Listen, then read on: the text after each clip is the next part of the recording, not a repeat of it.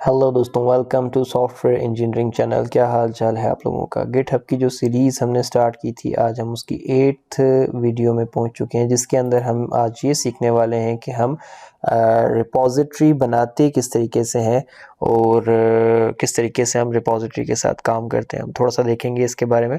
तो ये हमारा github.com खोलने के बाद मैन अकाउंट है या फिर मैन पेज है, होम पेज जो हमारा सामने आता है, जो कि अब तक हमने काम किया है उसके मुताबिक। तो ये आपके पास वर्ड रहा न्यू, ठीक है। और न्यू पे आप क्लिक करेंगे तो न्यू पे क्लिक करने के बाद यहाँ पर ऑनर के नाम के अंदर यहाँ पे MCI लर्नर जो कि हमने अकाउंट बनाया था, उसका जो यूज़र नेम था वो ऑटोमेटिकली आपके पास आ जाएगा, ठीक है। यहाँ पे आप अपना रिपोजिटरी नेम देंगे जो कि बेसिकली आपके MCI लर्नर से आगे चलेगा। तो मैं इसका नाम कर देता हूँ लाइक माई फर्स्ट प्रोजेक्ट, ठीक हो गया। तो ये चेक करेगा और ये बता देगा कि ये टिक लगा के कि ये नाम अवेलेबल है या नहीं। अगेन मैं बताता चलूँ कि इसका मतलब ये नहीं है कि पूरे गिटहब के ऊपर ये नाम अवेलेबल है या नहीं। ये सिर्फ और सिर्फ आपके इस अकाउंट के अंदर चेक करेगा, ठीक है। अगर आपने इस अपने MCI लर्नर के अकाउंट के अंदर माई फर्स्ट प्रोजेक्ट के नाम से पहले से कोई प्रोजेक्ट रिपोजिटरी बना रखी है तो ये आपको अलाउ नहीं करेगा, लेकिन अगर आपने नहीं बनाई तो ये आपको अलाउ कर देगा। तो मैं फर्स्ट प्रोजेक्ट के नाम से मैंने रिपोजिटरी बना ली। इसी तरीके से मैं कर देता हूँ माई डेमो के नाम से, ठीक है, माई डेमो। तो माई डेमो के नाम से भी मेरे पास कोई रेपो बनी हुई नहीं है तो उसने उसको भी अलाउ कर दिया, ठीक है। अब यहाँ पर ये क्या है, ये ऑप्शनल है वैसे तो, अगर आप लिखें या ना लिखें डजेंट मैटर, ये आपको बाउंड नहीं करता कि आपने लिखना ही लिखना है, लेकिन ये ऑप्शनल है। लेकिन ये कि मैं तो आपको ये रिकमेंड करूँगा कि आप लाजमी लिखें। और ये क्या है, बेसिकली ये डिस्क्रिप्शन है, ये जो रेपो ये किस बारे में, इसके बारे में आप थोड़ी सी डिस्क्रिप्शन देंगे। तो मैं यहाँ पर देता हूँ this is just a dummy repo to learn how to create repo, ठीक है। यहाँ पर मैंने इसकी थोड़ी सी डिस्क्रिप्शन लिख दी। Again it is up to me कि मैं इसको पब्लिक रखूँ या फिर प्राइवेट रखूँ। तो अगर मैं पब्लिक रखता हूँ तो anyone on the internet can see this repository, ठीक है। और प्राइवेट रखता हूँ तो you choose who can see and commit to this repository, ठीक है। यानी कि प्राइवेट रखा तो सबसे वैसे तो वो हाइड ही होगी, लेकिन मैं कुछ चाहूँ कुछ लोगों को स्पेसिफिकली शो करना चाहूँ तो मैं उनको शो कर भी सकता हूँ, ठीक है। तो मैंने फ़िलहाल अपनी रिपोजिटरी को पब्लिक रख दिया, ठीक है। अब हम नेक्स्ट लेवल पे जाते हैं। तो वो कह रहा है कि क्या आप इस रिपोजिटरी को इनिशियलाइज करना चाहते हैं विद अ रीडमी फाइल, यानी कि आप चाहते हैं कि आपकी इस रिपोजिटरी के अंदर एक रीडमी फाइल बना दी जाए बाय डिफ़ॉल्ट। तो अगर आप चाहते हैं तो आप ऐड अ रीडमी फाइल कर दें, और अगर आप नहीं चाहते तो आप इसको छोड़ दें, ठीक है। लेकिन मैं चाहता हूं कि मेरे अकाउंट में एक रीडमी फाइल आ जाए। तो इस रीडमी फाइल का क्या बेनिफिट है ये मैं आगे जाकर आपको उस रीडमी फाइल को यूज़ करते हुए ही बताऊंगा, ठीक है। इसके बाद ऐड गिट इग्नोर, ये क्या चीज़ है। फिलहाल इस चीज़ को टोटली तौर पे आप इग्नोर कर दें, क्योंकि गिट इग्नोर है तो फिलहाल आप इसको भी इग्नोर ही कर दें। लेकिन यह है कि ये बड़ी इंपॉर्टेंट और काम की चीज़ है। आने वाले वक्तों में मैं इसके बारे में एक छोटा सा अलग से ट्यूटोरियल बना के आपको बताऊंगा और सिखाऊंगा भी, लेकिन उस वक्त जब इसकी ज़रूरत पड़ेगी। फ़िलहाल हमें इसकी ज़रूरत नहीं है। तो उसके बाद चूज़ अ लाइसेंस, ठीक है ना। अब देखें, क्योंकि आप गिटहब पे जा रहे हैं एक चीज़ को शायद पब्लिक करके ओपन सोर्स करने जा रहे हैं, तो इनके पास ना डिफरेंट किस्म के लाइसेंस हैं। अपाची लाइसेंस हो गया, जनरल पब्लिक लाइसेंस हो गया, MIT लाइसेंस हो गया, और इन हर एक लाइसेंस की अपनी कोई टर्म्स एंड कंडीशन है जो कि ओपन सोर्स के अंदर काम करती हैं। तो आप इनको लाइसेंसेस को जाके रीड भी कर सकते हैं नेट के ऊपर।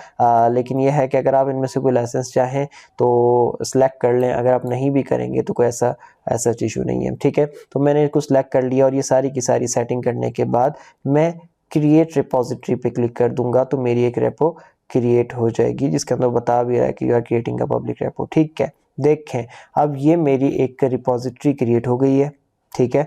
अब इस रिपोजिटरी के अंदर अगर आप थोड़ी सी नज़र मारें तो यहाँ पे डिफरेंट किस्म के टैब्स हैं जिनको आपने अभी तक स्टडी नहीं किया है। आने वाले वक्तों में आप स्टडी करते चले जाएंगे। लेकिन ये है कि मैं बताता चलूँ कि पहला टैब आपका कोड का है, दूसरा इश्यूज़ का है जिसके बारे में आपको कुछ नहीं पता, जो कि आने वाले वक्तों में पता चल जाएगा। Don't worry about that.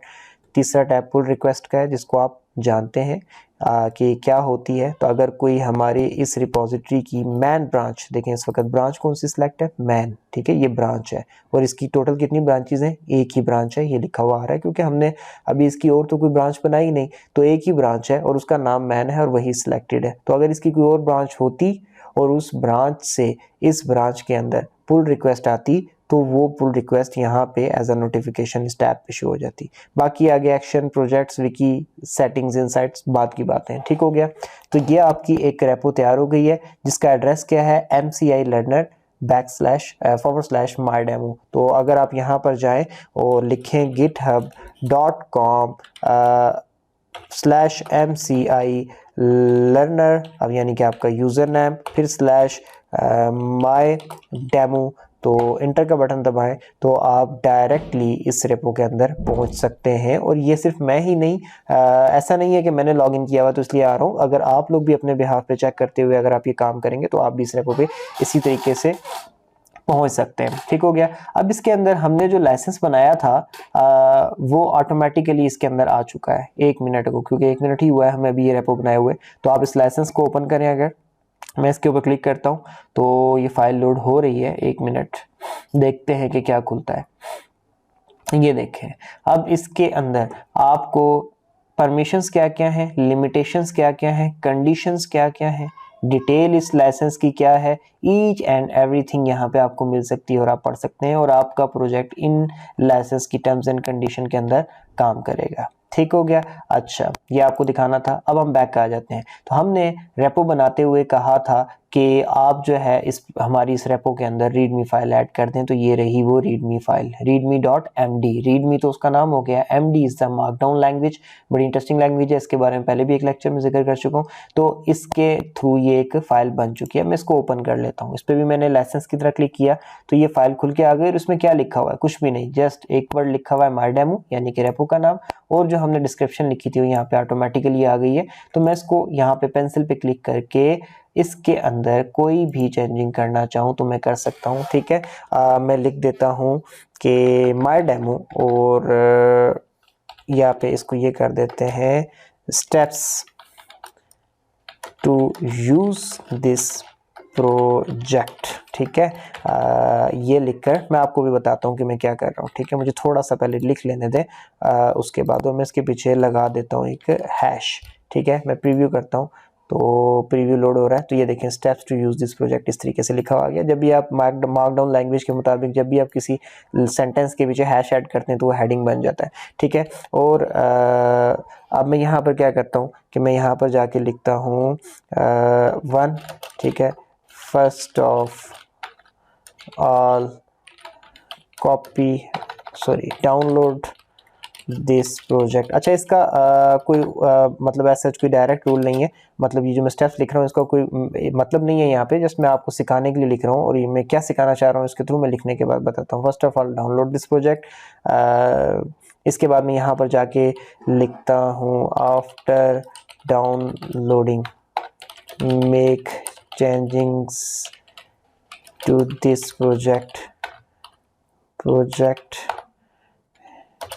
install in your PC and start using it, ठीक है। ये जस्ट एक रीडमी फाइल लिख दी, जैसे कि आप कह सकते हैं कि एक तरीके से ये एक रीडमी फाइल क्या होती है कि किसी भी सॉफ्टवेयर के लिए जो कि आपको हेल्पफुल फाइल होती है जिसको आप पढ़ के समझ जाते हो कि यहाँ पे क्या करना है, ठीक है। और मैंने यहाँ पर क्या कर दिया है, लिखने के बाद अब मेरे पास नीचे जाकर एक कमिट चेंजेस का ऑप्शन आ रहा है।